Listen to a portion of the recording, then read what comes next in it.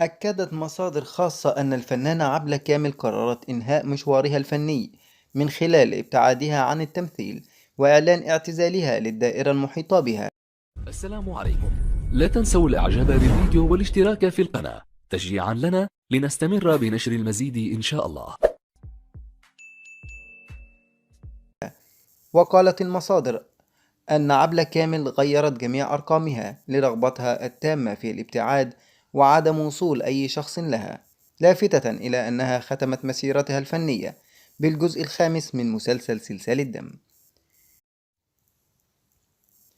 وكان أحد المخرجين الذين تعاونوا مع عبلة كامل سابقا في أحد الأعمال الدرامية يعتزم تقديم جزء جديد من مسلسل سلسال الدم، والذي كانت تلعب بطولته، لكنه لم ينجح في الوصول إليها منذ فترة طويلة.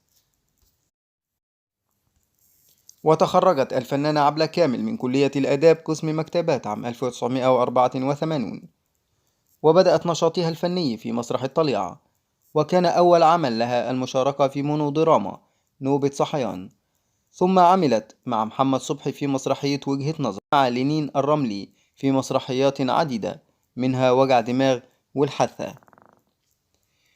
واكتسبت كامل شهرة كبيرة من عملها في المسلسلات التلفزيونية مثل ليالي الحلمية ولن أعيش في جلباب أبي والشهد والدموع وهوانم جاردن سيتي، كما شاركت في السينما في أفلام الوداع يا بونابرت واليوم السادس وسيداتي آنساتي وقشر البندق.